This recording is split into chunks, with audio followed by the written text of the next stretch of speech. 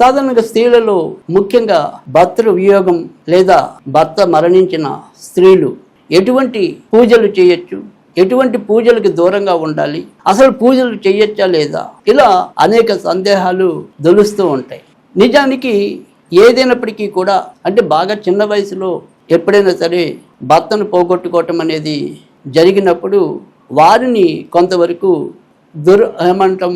దురదృష్టవంతులు అంటారు. సో దురదృష్టవంతం అనేది ఎందుకు ఏర్పడుతుంది? మన యొక్క జాతకంలో ఏదైనా సరే భర్త స్థానం బాగుండకపోవటం, మన యొక్క భాగ్యస్థానం బాగుండకపోవటం, ఈ రెండింటి కారణాల వల్ల కూడా ఆ రకమైన కొంత ఇబ్బంది కలగటం అనేది, ముఖ్యంగా అష్టమ స్థానంలో మరి శని కానీ రాహు కానీ కుజుడు కానీ ఉన్న ఆడవాళ్ళకి జాతకాల్లో కూడా ఆ రకంగా కనుక ఉంటే ఒక్కోసారి ఈ రకమైన భర్త వియోగం అనేది జరుగుతుంది. లేదు మరి భర్తల జాతకంలో కూడా ఇదేగా ఉంటే భార్య వియోగం అనేది ఉంటుంది. అయితే మరి ఎప్పుడైనా సరే ఈ రకంగా ఏదైనా సరే ఆడవాళ్ళకి ఇటువంటి ఇబ్బందికరమైన పరిస్థితి వచ్చినప్పుడు వారు దైనందికంగా చేసుకునేవి ఏవైనా సరే పూజలు ఎలాంటివి చేసుకోవాలి, మరి వాళ్ళు ఏదైనా సరే అభిషేకాలు చేసుకోవాలంటే కనుక చేసుకోవచ్చా, లేదా ఏదైనా సరే హోమాల్లో పాల్గొవాలి అంటే కనుక పాల్గొవచ్చా, ఈ రకంగా సందేహాలు కలగటం అనేది సహజం.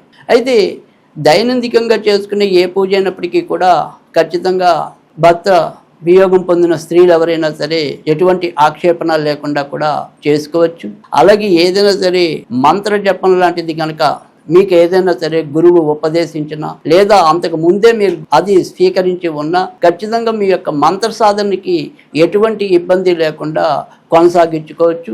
దాన్ని వదిలేయవలసిన అవసరం అయితే కనుక ఎంత మాత్రం కూడా లేదు. ఇక మరి సాధారణంగా ఏదైనా సరే ఇంట్లో శివలింగం ఉండి మనం ఏదైతే నమ్మక చమక సాహితాలతో రుద్రాభిషేకం చేయకుండా ఉన్న ఏదైనా సరే లింగం ఒకవేళ మీ ఇంట్లో కనుక ఉంటే కేవలం ఓం నమ శివాయ అనే పంచాక్షరి మంత్రాన్ని జపిస్తూ కొద్దిపాటి నీళ్ళని మీరు అభిషేకం చేసుకోవటం అనేది అయితే కనుక ఖచ్చితంగా ఈ రకమైన స్త్రీలు ఎవరైనా కూడా చేసుకోవచ్చు, వైద్యం పొందిన స్త్రీలు ఎవరైనా కూడా. అయితే హోమాల్లో మాత్రం బాగా ఏదైనా సరే పీఠాధిపతులు అలాంటి వాళ్ళు ఏదైనా సరే వారి యొక్క సమక్షంలో వారు చెప్పిన సూచనలతో కూర్చోవచ్చు తప్ప మనం స్వతంత్రంగా ఇటువంటి హోమాలు చేయడానికి పనికిరాం. ఇక తర్వాత వచ్చేప్పటికీ ఏదైనప్పటికీ కూడా ఇందాక చెప్పినట్టు పెద్ద పెద్ద రుద్రాభిషేకాల జోలికి వెళ్లకుండా సాధారణంగా లఘు అభిషేకాలతో ఇంట్లో అయితే కనుక శివుడికి అయితే కనుక చేసుకోవచ్చు. తర్వాత ఏదైనప్పటికీ కూడా స్త్రీలకి సంబంధించినంత వరకు అంటే మనం ఏదైనా సరే ఒక లక్ష్మీ పూజ చేయటం, తర్వాత దుర్గాదేవి పూజ చేయటం, ఇలా ఏదైనా సరే లలితాదేవి పూజ చేయటం, ఇలా స్త్రీలకు సంబంధించిన పూజలు ఏవైతే ఉంటాయో వాటన్నిటినీ కూడా మీరు నిరభ్యంతరంగా చేసుకోవచ్చు. అయితే ఇక్కడ కుంకుమ పూజ అనేది కాకుండా సాధ్యమైనంత వరకు కూడా మనం ఏదైనా సరే అక్షింతలతో కానీ వివిధ రకాలైన పుష్పాలతో కానీ పూజ చేసినట్టయితే కనుక మరింత మంచి ఫలితాలు రావడానికి కూడా అవకాశాలు ఎక్కువగా ఉంటాయి. తప్పనిసరైన పరిస్థితుల్లో మాత్రమే పసుపు కుంకుమలన్నీ వినియోగించాల్సి ఉంటుంది.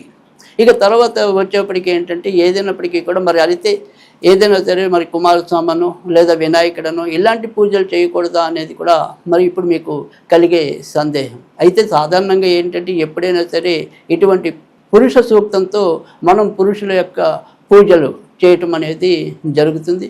కనుక ఏదైనప్పటికీ కూడా మీ తదనంతరం ఇంట్లో ఏదైనా సరే కుమారులు కానీ ఉంటే తప్ప మనం వాటి జోలికి వెళ్లకుండా ఉండటం అనేది మంచిది.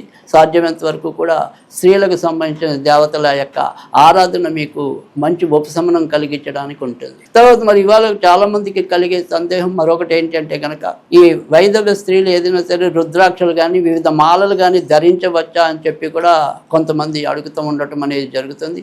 నిరభ్యంతరంగా ఎలాంటి ఆక్షేపణ లేకుండా మీరు కరుంగళి మాల అవ్వచ్చు, స్ఫటిక మాల అవ్వచ్చు, లేదా రుద్రాక్ష మాల అవ్వచ్చు.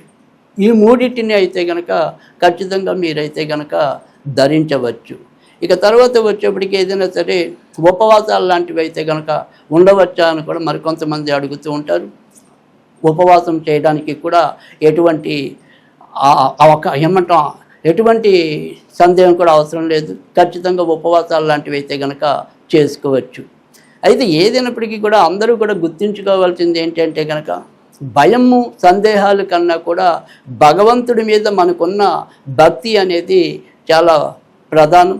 శ్రద్ధ భక్తి అకుంఠిత దీక్ష ఉన్నవారికి ఎటువంటి అవయోగాలైనా సరే అవి సక్రమ యోగాలుగా మారగలిగే స్థితి ఆ దేవుడు మనకి కలిగించడం అనేది జరుగుతుంది.